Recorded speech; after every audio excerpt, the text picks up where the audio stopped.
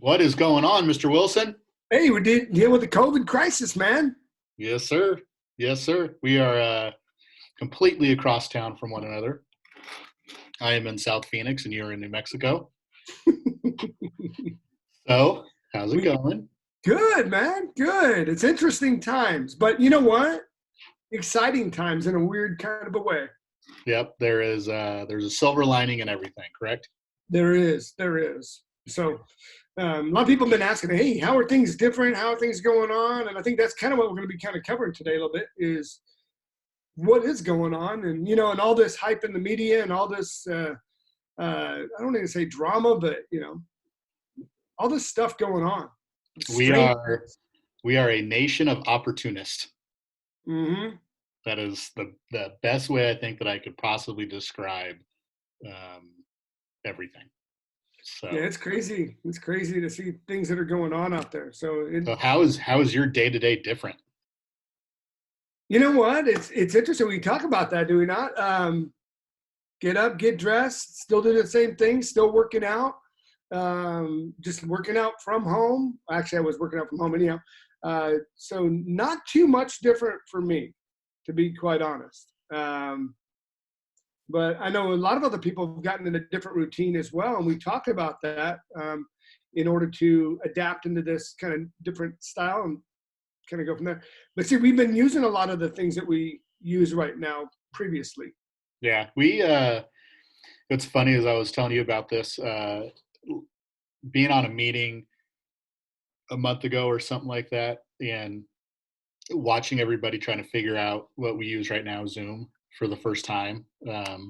And even like 2 or 3 months ago, having interviews with agents in different cities, I would have to kind of explain to them. I mean, I'm talking like February. Talk to them and go, "Hey, we use this program called Zoom." They go, "Oh, what's that?"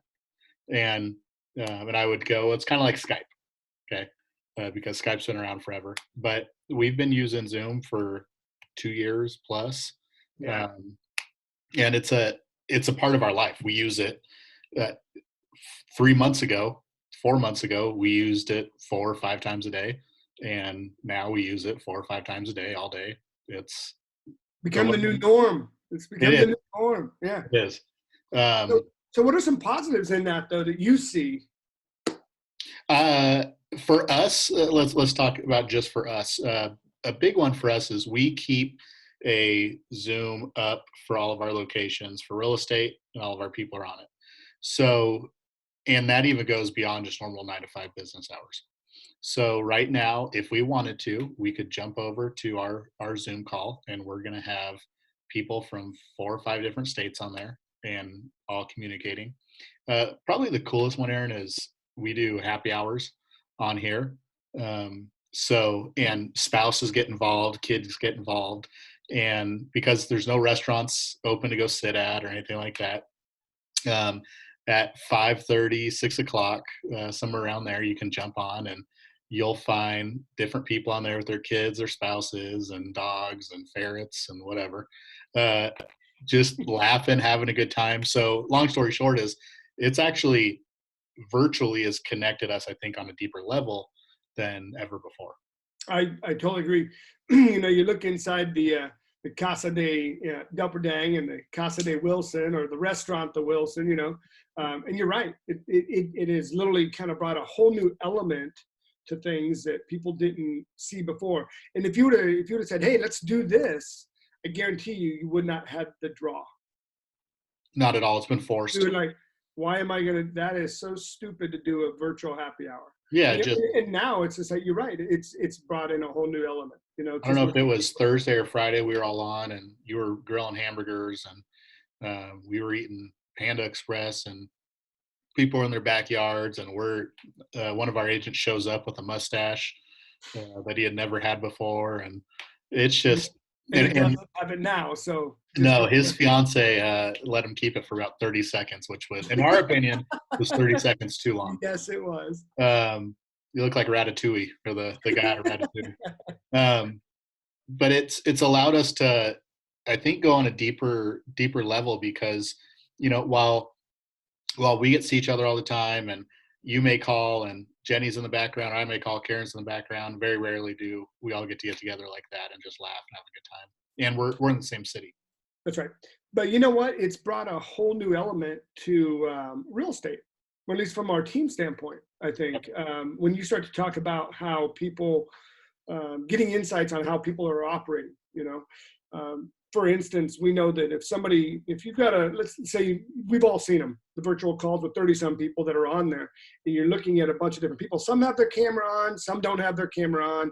Most are muted. You gotta find the etiquette too, don't you? Yep. So, but anyhow, you have some that don't have the camera on for whatever reasons they may be, but it kind of gives you a pulse of how your business is running too. Yeah. How many are plugging in? How many just got up? How many never turned on the computer and just let the camera go? You know what I'm saying? Yeah. So I think it is really, really identified for us, basically, not who's working, who's not working, but making sure that nobody goes down off onto that deserted island, because you don't want anybody getting lost in these days. We've seen a trend, and I think probably a lot of people can attest this, if they look back at it, was we've always used this and been involved in it. But when this became the new norm and, everybody started working from home or at the office and less people or whatnot, there was this trend where I think it went up really big. The curve did, where it was fun, it was new, it was engaging. It was the honeymoon period, if you will. And then it became the new norm and kind of tailors off a little bit. And then I think that now we're back up as far as engagement goes, because we realize that for the foreseeable future, this is how we operate, and it's thankfully we have not seen much of a dip in our business, and I think that we can attribute that to several different things. But Aaron, if you had to put a rough percentage, what percentage of our business is military relocation? Well, for here in Tucson, it's pretty high. So I'm going to say more of close to a 50% of our business, 50 to 60%. Yeah. So as a company, Team Integrity countrywide, I would say probably 40% would be a good. I'd say that's a very safe analysis there. Yeah. And now it's probably under 5%, just for the foreseeable, for right now. Right. It's all because they can't move. You're absolutely correct. Travel ban. So with that being said, March was the biggest month we've ever had. Ever. And when we say that, I want to emphasize that ever on record. Yeah. For every year we've been in business. Last month, during this crisis, pandemic, whatever, we literally had the best month. So April's looking great. Mm-hmm. March is looking good too. May, sorry. We so far have put 32 homes under contract in April alone. And it's not even mid-April. Well, it's what, the 13th? That was through the 12th. That was through yesterday.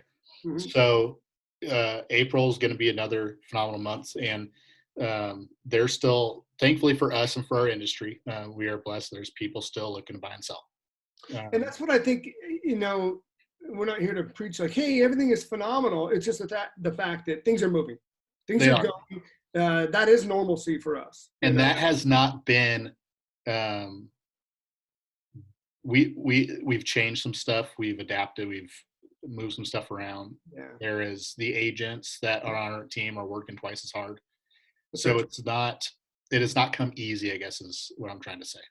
Well, what I think the video conferencing, Zoom, et cetera, on how we've kind of laid some things out, trust me, we've done some things that maybe they kind of flopped or didn't have traction.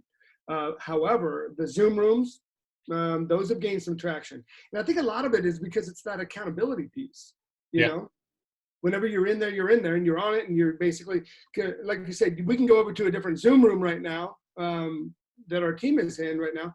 And they're literally lead generating, and they can be on mute, so it's not a bunch of chaos, but they're plugged in. They're still around their people. They have a real simple question. They can kind of chime in, etc. Well, and because we're on there all the time now, I think I know for us, it's streamlined questions and Yep. Not, Communication is streamlined. Yep. let's give you an example. This is hypothetical. John, that's in Kansas City, could be on lead generating, having a conversation with somebody, say, and after that call, say, hey man, I just had this. What's your input on this? And then James in Las Vegas can have input, and Juan in Tucson can have input on it as well within 15 seconds. That's right. Versus having to pick up the phone. Because you would not have picked up the phone. No. It's basically leaning to your left and having a conversation. Yeah. And So instead of leaning to the left, you just. This has the opportunity and has made us better in Yeah. certain areas. So what do you think for those that haven't adapted to this? I mean, because we've seen a stalemate with some people, and no matter what industry, some people are like, my industry is done. I can't. It's over with. Whether it's they have a gym, or whether they have a restaurant, mom and pop shop. They think some people feel that they're done. This is it. This is the what kind of input do you have to that? Because I think the creativity kind of starts to unfold, and that's where people start succeeding. But what's your take on that? Yeah, there's the one thing I would say, and I by no means am a economist or anything like that. This is pure. Nobody is right now. That's true. Nobody. That's true. I would say my biggest piece of advice would be to hold on. I do think that we will balance back out and things will come back around. I've got faith and hope in that it will. Now it's just a matter of how long we can hold on for. You know what? And this is one of the things that we were talking about too. Right now, I'm pretty sure Chase just left the room. So what I'm pretty sure of though, right now, there's more people at home in front of their computer screens or their laptops or their phones than ever before. So Absolutely. they're literally doing what we're doing right now in a group format, or they're literally, doing a bunch of stuff. So the eyeballs are on the internet right now. Yeah, and we're there. We're going to go back to that personal touch is going to be huge. Now, I don't mean that literally. I think that there's going to be a broadening of those that are the don't touch me type, don't shake my hand. Fist bumps will become the norm. But there's opportunity to go back to the personal touch. Here's what I mean by that is I got a call last week from our chiropractor who adjusts both you and I. He's constantly talking about how many more muscles I have than you do. But Jeff called me and he said he was just checking in. Want to know how I was doing. Want to know how Jenny was doing. Just kind of gave an update to the current hours, so on and so forth. So I think that type of stuff goes a long way right now and will continue to. We are in a contact sport in real estate, but I don't think that like, here's an example. Say you and I owned a pizza place. In the past, customer follow-up and whatnot, client experience, I think it started and stopped when somebody entered a building and left a building. Meaning, does a pizza place have a CRM of all their clients? Yeah, they probably have data capture as far as emails and phone numbers for promotions coming up. But here's what I'm trying to get at, Aaron, is does Aaron and Chase Pizza Co., how many of them right now are calling their past customers and saying, hey, do you have dinner plans for tonight? Well, we're running a special, and I'm not talking about an email or text or anything like that. Are they calling? And that goes a long way right now, because to be honest, if Aaron and Chase Pizza Company called my wife right now and said, hey, do you have pizza or dinner plans for tonight? She'd probably go, I'm not sure what we're doing yet. Hey, we're doing a special tonight. Do you want me to put you down right now for 2 larges and we'll have it delivered at 5:00? Chances are she'd probably say yes. Right. And that goes through a myriad of services.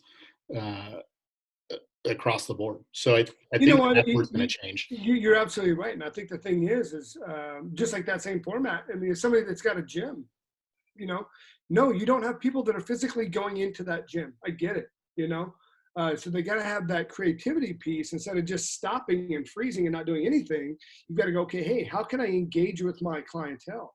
Yeah, the Everybody that's CrossFit there. the You know, CrossFit gym I go to, they started another closed Facebook group, and it's everybody's posting their stuff in there every day, and it's that's happening right. more and more organically. So that's what I'm saying is that right there. Let's say that you had 150 people that go to your gym. Let's just say it's a small gym, but you had 150 people that go there. And if you're reaching out and creating these groups Yep. where they are already at, which is where on the internet now, all you're doing is you're adapting to them and you're letting them know that, hey, this is the new normalcy. So you know what? It's that accountability piece. Hey, post your workout in here. Yep. Now everybody sees that. Now what does everybody want to do? They don't want to be left out. So they want to go ahead and engage with that. And they like, hey, this is a short-term thing or this, couple months, whatever it may be. But bottom line is either they don't work out, and then they're going to be on the 600-pound loser, okay? Yeah. Or they start to do some stuff that they've never done before. And that's where the shift. That's all. And that's where Sam that owns CrossFit Marana and Fitness Fabrications and I talk to him several times a week, and he's going, how do I provide value to people even though the door is shut physically? And so, posting daily workouts and There you go. posting your results of it. And CrossFit is naturally a competitive sport. And so when you post, you're going, oh, well, I want to not only compete against myself, but other people as well. But it's that friendly rivalry. Right. So I think there's a lot of opportunity for people, but they've got to think outside of the box, really. And going back to, I think that this is the time where a lot of people need to focus on learning how to run businesses versus, because I think that you and I have had conversations with numerous people where they're good at something or they have a passion for something, but the business side is disconnected. Meaning, let's go back to a pizza place. Someone make the greatest pies in the world, but that doesn't mean that they're a good business person. Those can often be, you may be the greatest personal trainer ever, but that doesn't mean you have business sense. So now's the time to really lean into that, I think. You know what? There was I remember watching a little bit on this, and it's actually a podcast I had heard, and it's very interesting when we start talking about these different recessions, even depressions. Is it depression? Probably depression. Great Depression. They come every so often, and this isn't going to be the last one, guaranteed. We know that.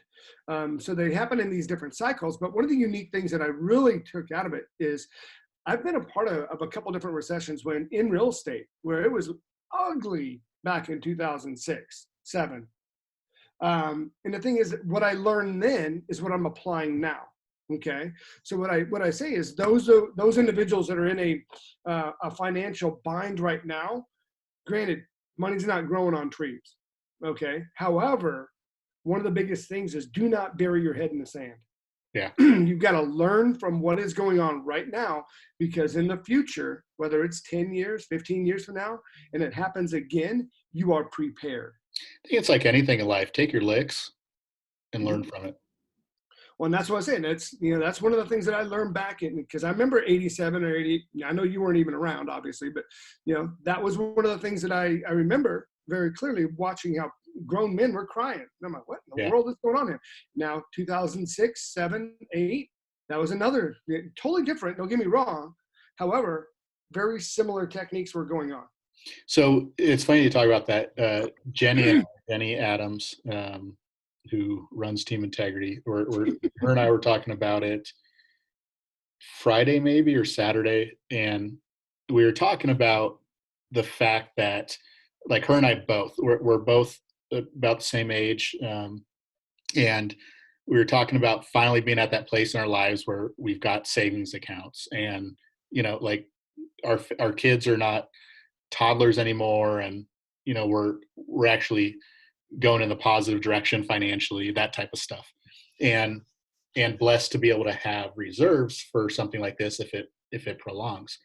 And we both were like, man, it's like we get ahead and we don't want to have this drain all of our savings. And then, but both of us at the same time, we're talking about going, but that's why we have it, right? Like that's why we've got those savings, is to save for a time like this if it happens. And we were both talking about it going, we're in our 30s, like, there's still so much life for us. Yeah. And to look at this and take this as a learning lesson, like you were saying, to when this is all over, to continue to store even more nuts, so that if this does happen, it's not hit as hard, and continue that pattern of positive growth into our 60s, 70s, 80s, or whatever. And we were also talking about how many people we know that are in their 60s, and this will be a complete reset for them. How do we help people, but how do we also continue to put in boundaries so that it's not hit as hard next time? That's right. And that's the thing is, I think you guys have heard me talking about this for the last couple of years. If you're going to get into real estate, run it like a business. Yeah. Don't just go out there and show homes and look at a pretty sunset. Oh, that's an awesome little room. Nah, run a business, and ultimately that starts with doing what? Establishing an LLC or a PC or whatnot. Yep. A separate savings account for taxes. And there's a reason for it, you know what I'm saying? And you can only talk until you're blue in the face. But here's the thing, for a lot of those that have not done that, this is that opportunity to sit back and go, done. Going forward, that's exactly what's going to happen. So I don't get caught and feel the way I do right now, because it's not a good feeling. Trust me, I've been there. If this were to happen 5 years ago, we'd just be going to debt every month. Like that, it would have, honestly, it would have gone to, okay, 5, 6, 7 years ago, it would have been, okay, how do we get our 0 interest credit card for 18 months? We'll live off that and pay it off, and then start the rabbit wheel again. And we're gonna figure it out way down there. Yeah. Instead of having a plan, and then ultimately, okay, here's the deal. Nobody wants their savings to go down to 0. Nobody. Versus now, I'm looking at it from a different, and this is not a blast in the Keller Williams horn, but from going from the CEO team leader position to what I've learned in Keller Williams and everything else, is my mindset has completely and utterly shifted to, okay, what opportunities are presenting themselves right now and in the future? What type of market share can we take now and in the future because of this? I'm looking at it as an investment, going, I will have less expenditures right now, or less income right now, or for the couple months or whatever, but be able to ride that off because I planned for it, and look at it as an investment because of what it's going to look like in 6 months. Correct. And Jenny's not on the call, but she made a very profound statement a couple weeks ago. In unprecedented times takes unprecedented action. Yep. I think that's what people need to do, is take that action right now versus inaction. Because here's the deal: by doing nothing, that's actually doing something, and it's not going to get you anywhere good now. Yep. Yeah. So it is. It's what are some things that you think are going to let me back into that. 6 months from now, if everything is back to normal, I don't see us operating like we did 3 months ago. Correct. What changes do you think we've put in place that we will continue with? It's interesting that you say that, because that's a lot of the stuff that we're evaluating right now. That I've been rat race in my head, because the thing is are we all going to be on a Zoom call in 6 months from now? And here's the thing, let me go back to that. It's not going back to normal. It's whatever the new normal is. Yep. That's, I mean, let's just be honest with that, because the new normal is, I don't think it's going to look like what it is right now. And it's not going to look like what it was, a couple months ago. Can it be a mixture of the two? Sure. Are people's mindset going to be totally different? They're going to be very timid. Are they, there's going to be a big shift, and Yep. I think that's what it's going to look like, is you're going to have to literally figure out what you're going to want to do and just attack it with vigor. You just have to, And I think for us, business wise, I think that we will become a little bit more virtual or keep being virtual. The other one I think of too for personal wise is we have survived. It's amazing how much money we spent on stuff, um, mainly eating out or random stuff. And we laugh at our in our house right now about Amazon and how much stuff we ordered we really didn't need, but we could get it in 24 hours, so we bought it. Mhm. Versus now I look at stuff that I go, I'm just browsing or Jenny is, and we'll look at it and go, man, it's not going to get here till April 25th. So I get it. Why get it? You Yep. know, A lot of waste. And that's the thing there is is. that you're identifying a lot of different ways. And that was the other thing too that we that I've really identified as the fact that and hopefully I can say this the right way without sounding condescending, but there's a silver lining to this in it that's a very good thing. I think that a lot of our lives prior to this, we were so busy at work, engulfed in work, the hustle, the grind, the all of these different things to where we're basically ignoring people. Yep. And you know what? And what this has done is it has literally come to a halt to where you have to focus on your family, the people that are around you, the relationships that matter most. And that's the thing is I think that is a very, very good thing that has come to light in all this. It's Yeah, forced us to stop and smell the roses. for sure. You know, Um, so going forward, I think that we're not going to forget that, or it's going to be a little bit harder to forget because Americans, I'm going to say Americans are very easy to forget on a lot of things. However, I think that, it was a kind of a wake up call for all of us, to, hey, life does not just involve the, 5 a.m. till 8 p.m. at night at work. I think that a great book for people to read right now with all the time they have is How the Mighty Fall. Very good book. Yeah, I think that this is. I don't think that we necessarily that's us right now, but I think that it's a nice nudging or gut check. It's funny that you mentioned that. I was literally going through audiobooks this morning, and that was actually on there again. I'm like, interesting. I mean, Yeah, I've read that one twice. I actually wrote it out, just a bunch of notes on it about 6-7 months ago. But you're absolutely correct. I think that's a very interesting read right now. yeah, To be able to shift and adapt your business or even your life. I think there's a lot of people that are starting to work out now more at home than ever before. yeah. Absolutely. Diets, whether they're good or bad, I mean, so, a lot more home cooked meals, whether that's good or bad, but, Yeah.